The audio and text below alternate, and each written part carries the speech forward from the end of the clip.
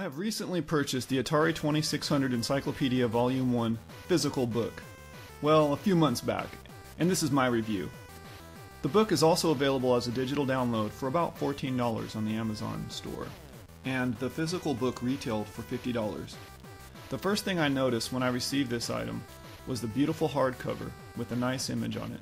My particular purchase unfortunately came shipped from Amazon with some of the corners bent in a little bit, but I decided not to issue a return, purely out of laziness, I suppose. When you first open the book, you are presented with the opening credits and a nice one-page introduction explaining why Derek Slayton, the author, took on this project. He also explains that this is the first of 4 volumes, and this book represents 25% of the US game releases. Flipping the page, we are presented with a very nice 2-page table of contents. The first game being the Activision Decathlon, and the last being Double Dragon. The games are listed in alphabetical order. This table of contents is extremely helpful when trying to jump straight to a particular game right away. Flipping the page yet again, we are presented with the first 2 pages of the book. The page numbers are presented in the bottom, left, and right corners of each page. At the top left, we have the game's title, the release year, and the name of the programmer of the game, if known. A real nice touch. At the bottom in the footer area, it also lists the publisher, controller type, number of players, genre, and the game's rarity, which is on a scale of 1 to 10, 10 being the most rare. A couple of things missing from this are the size of the cartridge, 4K, 8K, etc., and if the game is stereo or mono. Derek gives us a one-page summary of each game, coupled with nice images of game art extracted from the box art, manuals, catalogs, and in-game play. On the Activision Decathlon, he even has the images of the patches that were given out to the top players at the time.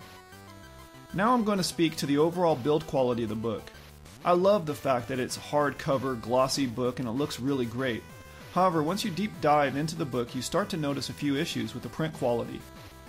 The page paper used within the book sort of reminds me of the print quality of the old Computer Shopper magazines. There are many pages within my copy of the book with a vertical bar of faded out print. This is very unfortunate and really makes the book feel like too many corners were taken during print production. There's an Atariage Thread on this book which speaks to some of these issues. From what I gathered, those of us that were early supporters of the book were rewarded with the initial defects. These printing issues have supposedly been corrected.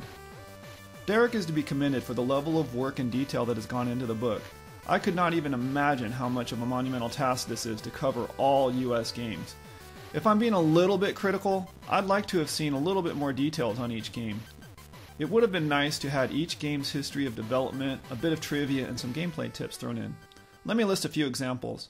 On the game Adventure, although he did mention that it was one of the early games that had an inventory system, and the first with an Easter egg, he did not mention that Adventure was the first action-adventure game ever released, creating a new genre, and that it sold over 1 million copies. Adventure was the first multi-screen Atari game. The bat in Adventure is the first video game character to have 2 states, agitated and non-agitated. Although Derek did mention the Easter egg, he did not mention why Warren Robinett decided to include it within the game, the reason being that back then Atari did not give credit to any of its game authors. Also, the Easter egg took up 5% of the available cartridge space. Moving on to the game Alien, he mentions that this game is based on the movie, but he does not mention that this is the first video game based on the 1979 classic. He mentions the flamethrower, but does not mention that this is the only Pac-Man game where Pac-Man has a defensive weapon. Moving on to the game Berserk. This was an arcade port. The arcade version was associated with the first video game death. A 19-year-old suffered a heart attack back in 1981 shortly after playing the game. Also, Atariage offers a voice-enhanced version of the game for the 2600 that has many of the popular arcade catchphrases, such as "Intruder alert," "Chicken fight like a robot," "Humanoid must not escape." In the game Chopper Command on page 233, there is not an image of the patch that Activision gave out, and he does not mention that this is essentially a Defender knockoff. Okay, let me get off my soapbox and just say that despite these omissions and inconsistencies, I still really like and recommend this book, and I will be purchasing the remaining 3 volumes when they are released. The sheer amount of work, detail, and screenshots that went into it are fantastic. It occurred to me in post-production that maybe some of the facts I was spewing off cannot be easily independently verified, or it would just take too long to do so.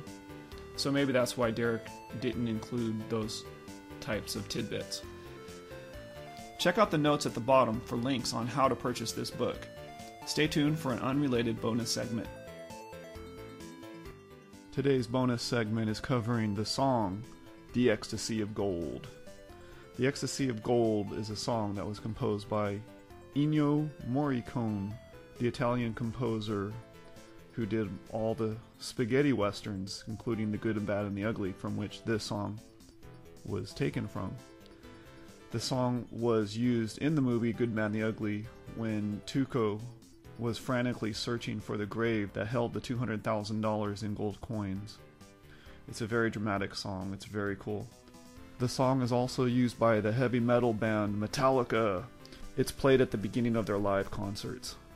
The song is also used by the Las Vegas Hotel, the Bellagio, for their fountain show. Just overall, it's very dramatic. I didn't play it because of copyright, but it's a great song and the track is great, and I highly recommend you check it out.